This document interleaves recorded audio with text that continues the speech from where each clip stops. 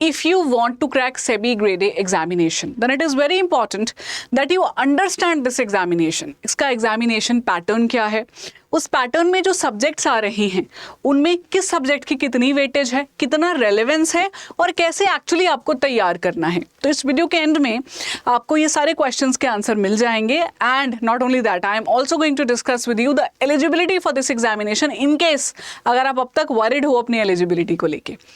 तो मैं वीडियो शुरू करूं उससे पहले बस एक रिक्वेस्ट करूंगी आप लोगों से, अगर आपने अब तक हमारा चैनल नहीं सब्सक्राइब किया है तो ज़रूर कीजिए. बहुत अच्छा कंटेंट आपको यहाँ मिलने वाला है जो आपकी तैयारी में बहुत मदद करेगा आपकी. And you can download our mobile application as well. Mobile application में फ्री कंटेंट तो है ही, एक स्ट्रक्चर्ड मैनर में तैयारी करने के लिए हमारा पेड कंटेंट भी रहता है जिसको हम कोर्स बोलते हैं. आप उसमें एनरोल कर सकते हैं और क्योंकि अभी इंडिपेंडेंस डे सेल चल रहा है तो आपको बहुत अच्छे डिस्काउंट्स भी मिल जाएंगे. और ऐसा डिस्काउंट एक्चुअली मिलेगा 80% और साथ में 4x वैलिडिटी, विच मीन्स आप पे कीजिए 6 मंथ्स के लिए एंड 6 × 4 24 मंथ्स के लिए कोर्स आपका ये. लेकिन अगर आप बाद में वीडियो देख रहे हैं इंडिपेंडेंस डे मंथ के बाद तो फिर ये एक्टिवेटेड नहीं मिलेगा आपको. ठीक है दोस्तों, चलिए शुरुआत करते हैं सेबी ग्रेड ए एग्जाम की एलिजिबिलिटी के बारे में. सबसे पहले एलिजिबिलिटी के डाउट्स क्लियर करते हैं, then we will move on to the pattern और फिर मैं आपको दूंगी सही स्ट्रैटेजी. तो सेबी ग्रेड ए एग्जामिनेशन में अपीयर करने के लिए सबसे पहले तो आपकी मिनिमम एज 21 होनी चाहिए. आप किसी भी कास्ट से आ रहे हो minimum age is 21 but maximum is 30 years for unreserved class people. जो अनरिजर्व्ड कास्ट के हैं वो 30 इयर्स के हो सकते हैं. SC ST को मिलेगा 5 सालों का रिलैक्सेशन विच मीन्स आप 35 तक हो सकते हैं. OBCs 33 तक हो सकते हैं. PWDs को 10 इयर्स का रिलैक्सेशन मिलता है. ठीक है जी. और अगर आप PWD हैं और कास्ट भी है साथ में तो वो दोनों रिलैक्सेशन ऐड हो जाएंगी आपकी. This is the eligibility for age. But if I talk about the qualification तो इस एग्जाम की क्वालिफिकेशन डिफरेंट है RBI या नाबार्ड से. तो यहाँ पे आपके पास एक मास्टर्स डिग्री होनी चाहिए या फिर आपके पास पोस्ट ग्रेड डिप्लोमा हो वो भी चलेगा, but diploma should also be of 2 years. तो masters in any discipline, post grad diploma in any discipline you can apply. Else अगर आपके पास बैचलर्स डिग्री है लॉ में या इंजीनियरिंग में तो any graduate can not apply. Graduation या तो लॉ की चलेगी या इंजीनियरिंग की चलेगी, नहीं तो मास्टर्स डिग्री चाहिए. नहीं तो अपार्ट फ्रॉम दिस जिनके पास प्रोफेशनल क्वालिफिकेशन है, चार्टर्ड अकाउंटेंट की क्वालिफिकेशन है, CFA है, CS है, कॉस्ट अकाउंटेंट है, those can also apply for this examination. ये पेक्यूलियर जो एलिजिबिलिटी है वो रखी गई है स्पेसिफिकली एग्जाम की रिक्वायरमेंट्स को ध्यान में रख के और आपके प्रोफाइल को ध्यान में रख के, क्योंकि आप सेबी ज्वाइन कर रहे हो, securities exchange board of India, जो कैपिटल मार्केट का रेगुलेटर है. तो काम जो आपका होगा उसको ध्यान में रख के ही यहाँ क्वालिफिकेशन आपका रखा गया है. Now let's talk about the pattern quickly. The pattern includes 3 stages. जैसे रेगुलेटरी एग्जाम्स में होता है phase 1, phase 2 and phase 3. Phase 1 जो है आपका ऑब्जेक्टिव रहेगा कंप्लीटली, लेकिन इसमें 2 पेपर रहते हैं but it is qualifying in nature. Paper 1 and paper 2 both are qualifying in nature. आपके कितने भी नंबर आए ऐड नहीं होंगे आपके फाइनल लिस्ट में. फिर आप सिलेक्ट होके जाते हो फेज 2 के लिए. फेज 2 इज ऑल्सो ऑब्जेक्टिव, लेकिन इंग्लिश का यहाँ डिस्क्रिप्टिव देना पड़ता है आपको पेपर. यहाँ पे आपके मार्क्स काउंट होंगे सिलेक्शन के लिए and then you are going to appear in your interview. यहाँ पे भी सिलेक्शन स्कोर यूज किया जाएगा. तो बेसिकली फेज 2 और फेज 3 के मार्क्स जो हैं वो ऐड होके आपका सिलेक्शन स्कोर बनाएंगे, लेकिन वेटेज यहाँ पे ज्यादा नंबर फेज 2 के मार्क्स को दी जाती है. तो पूरे 3 स्टेजेस में से सबसे ज्यादा नंबर लेने जरूरी हैं फेज 2 में. और जब आप फेज 2 की तैयारी बहुत अच्छे से करते हो ना तो फेज 1 आपका काफी हद तक तैयार हो ही जाता है. कैसे, अभी आप जानोगे जब आप मेरे साथ देखोगे स्ट्रैटेजी. तो स्ट्रैटेजी से पहले we need to know what are the subjects that you are going to study. तो फेज 1 में 2 पेपर हैं. Paper 1 includes your quant, reasoning, English, GA. तो क्वांट, रीजनिंग, इंग्लिश, GA के जो क्वेश्चंस रहेंगे आपको टोटल 100 मार्क्स के क्वेश्चंस मिलेंगे and 60 minutes will be there.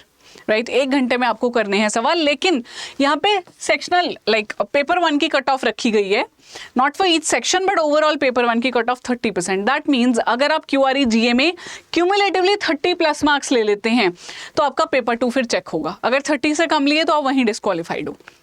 अच्छी चीज़ ये है QRE GA में क्यूमुलेटिव मार्क्स चाहिए. फिर आप जाओगे अपने पेपर 2 के लिए. पेपर 2 में दोस्तों आपको यहाँ पे 6 सब्जेक्ट स्पेसिफिकली फोकस करने हैं which includes commerce, accountancy, management, finance, costing, companies act and economics. आप इनको फोकस करोगे यहाँ पे भी आपके पास सवाल आएंगे, 50 सवाल आएंगे 100 नंबर के, 40 मिनट्स मिलेंगे ओनली, और कट ऑफ है यहाँ पे 40%, यानी कि यहाँ पे 30+ ले लिए, यहाँ 40+ लेने पड़ेंगे। क्यूमुलेटिवली सेक्शनल कोई मार्क्स नहीं है, और क्यूमुलेटिवली यहाँ पे एक चीज़ और कही गई है कि एवरेज जो एग्रीगेट कट ऑफ निकाली जाएगी वो भी 40% ही होगी। तो विच मीन्स आपको पेपर 1 में सिर्फ कट ऑफ निकाल भी ली तो पेपर 2 में अच्छे नंबर लेने पड़ेंगे, ताकि ओवरऑल कट ऑफ भी निकले और पेपर 2 की कट ऑफ भी निकले, और पेपर 2 आपका फिर से फेज 2 में आने वाला है। तो ये तैयारी कॉमन होने वाली है आपकी फेज 1 और फेज 2 की, राइट। ये एक पेक्यूलियर पैटर्न है, ये बहुत कम एग्जाम्स में हमें देखने को मिलता है। ऑल्दो शायद आने वाला जो आरबीआई ग्रेड ए एग्जाम है, जिसकी अटकलें अब लगाई जा रही हैं, शायद आरबीआई ग्रेड ए का पैटर्न भी कुछ इन लाइंस पे हो सकता है, ठीक है। तो अब आप फेज 1 क्लियर करके जाते हैं फेज 2 में। फेज 2 में आपको देने हैं फिर से 2 पेपर। एक पेपर रहेगा आपका डिस्क्रिप्टिव इंग्लिश का, 100 मार्क्स का है, 1 आवर मिलेगा आपको, और आपको एक ऐसे लिखना होता है, रीडिंग कॉम्प्रिहेंशन सॉल्व करना होता है, प्रेसी राइटिंग करनी होती है। इसका कट ऑफ यहाँ दिया गया है 30%।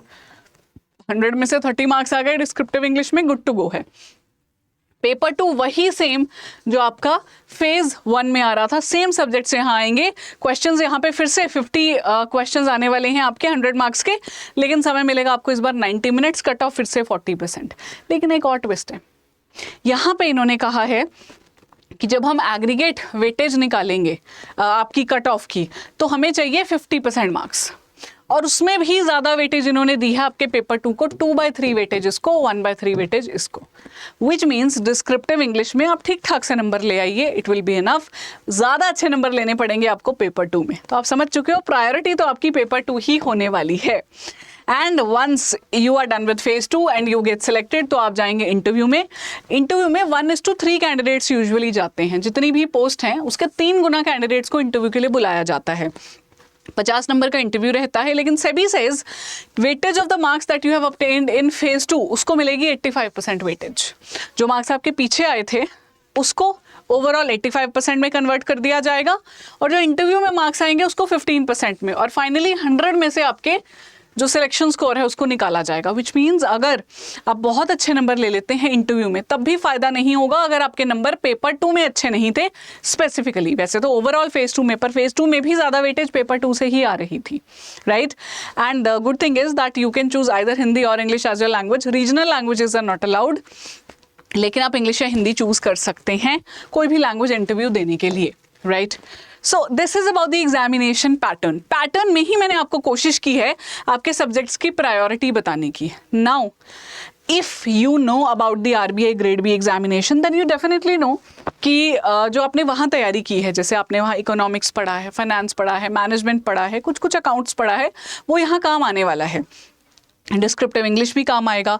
सो आरबीआई ग्रेड बी के एस्पिरेंट्स हैं, उनको अपना मॉडिफाई करना पड़ेगा थोड़ा सा स्टडी प्लान, और सेबी के लिए वो रेडी हो जाएंगे। ऑन दी अदर हैंड जो सिर्फ सेबी फोकस कर रहे हैं इस बार, उनको मैं एक चीज़ बताना चाहती हूँ, आप सेबी की तैयारी बहुत अच्छे से करो, बिना ये सोचे करो कि आरबीआई वाले कैंडिडेट्स कर रहे हैं या कोई एक्सपीरियंस्ड कैंडिडेट्स कर रहे हैं। सेबी की दिल खोल के फुल तैयारी करो। आप ये पेपर दो, एक और अपॉर्चुनिटी आपके लिए आ रही है, PFRDA। सेम पैटर्न पे आएगा PFRDA भी, तो 2 ऑप्शंस आपके लिए भी खुल जाएंगी, ठीक है। चलिए स्ट्रैटेजी पे आते हैं, सेबी पे ही बात करते हैं। PFRDA की बात तो मैंने और वीडियोस में कर ही रखी है। तो प्रायोरिटी जब हम बनाने चलते हैं स्ट्रैटेजी में, priority 1 is your paper 2, it is P1, ठीक है। P1 मतलब प्रायोरिटी 1, सबसे ऊपर फ्लैग लगा के रख दो। पेपर 2 के जितने भी सब्जेक्ट्स हैं, यू कैन नॉट चूज कि मैं ये सब्जेक्ट छोड़ दूं या ये ना करूं, आप ऐसा नहीं कर सकते। वहाँ जितने सब्जेक्ट्स हैं आपको अच्छे से कवर करने पड़ेंगे, क्योंकि हर सब्जेक्ट की कहीं ना कहीं इक्वल वेटेज है।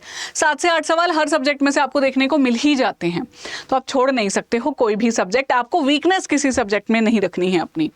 प्रायोरिटी 2 हम देंगे QRE GA को, क्योंकि क्वालिफाई तो करना ही है। अगर आपने ऑलरेडी कोई एग्जाम्स दे रखे हैं, फिर इतनी टेंशन यहाँ नहीं होने वाली है आपको, लेकिन नहीं दिए तो फिर डिसेंट तैयारी यहाँ भी चाहिए। प्रायोरिटी 3 है डिस्क्रिप्टिव इंग्लिश को, क्योंकि चाहे इसकी वेटेज कम है बट स्टिल इसकी कट ऑफ है। You have to clear the cut off जो इन्होंने यहाँ पे दे रखी है 30% की।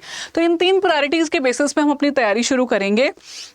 प्रायोरिटी 1 और 2 को साइमल्टेनियसली उठा के। मैं अभी रिकमेंड नहीं करती आपको इंग्लिश की तैयारी करना, क्योंकि जब आप अपना फेज 1 निकाल लेंगे तो उसके बाद you will get ample time for phase 2। आराम से 45 डेज से 50 डेज से 60 डेज तक मिलते हैं। उस बीच अगर आप डेली अपनी इंग्लिश की तैयारी करेंगे, आप इस लायक हो जाएंगे कि आप कट ऑफ निकाल लें। अभी हमें फोकस करना है, एक तो आपके ये जो सब्जेक्ट्स हैं पेपर 2 के, commerce, accountancy, management, finance, costing, companies act, economics, इन पे फोकस करना है। Each and every subject I can not say कि आप ठीक है एक सब्जेक्ट रहने दीजिए, एक कम कर लीजिए, क्योंकि आपको नहीं पता है किस सब्जेक्ट में से ज़्यादा क्वेश्चंस आ जाएं। एवरेज सभी से बराबर क्वेश्चंस आ रहे हैं इतने सालों में, कोई भी आपकी वीकनेस नहीं होनी चाहिए। मुश्किल लगेगा आपको कंपनीज एक्ट जब रट्टे मारने पड़ेंगे। कॉमर्स अकाउंटेंसी में मज़ा नहीं आएगा, मैनेजमेंट में मज़ा भी आ सकता है, इकोनॉमिक्स में भी आ सकता है, लेकिन आपको ये सोच के चलना है मुझे सब अच्छे से करना है। तो आप इसका एक एक सब्जेक्ट 1 बाय 1 पिक कीजिए।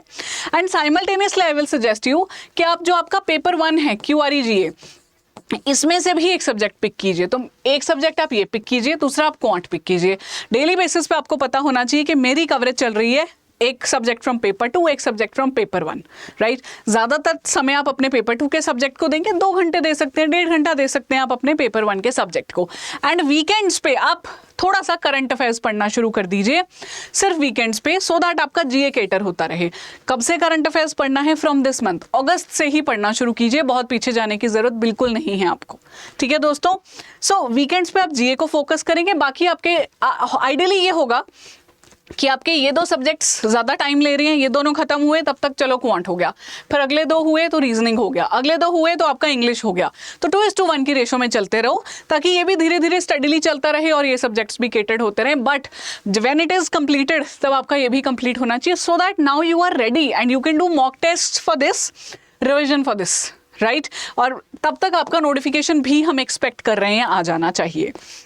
And again I am telling you कि अगर आपने डिस्क्रिप्टिव इंग्लिश नहीं किया है तो टेंशन मत लो, वो बाद में भी हो सकता है। But if you are a candidate who says मेरे पास अभी भी टाइम बच जाएगा ये करने के बाद, तब आप डिस्क्रिप्टिव इंग्लिश की प्रैक्टिस कर सकते हो थ्रू द टाइपिंग। आप प्रीवियस ईयर क्वेश्चंस देखिए, एसेस देखिए, न्यूज़पेपर रीड करके उसकी टाइपिंग कीजिए, ठीक है।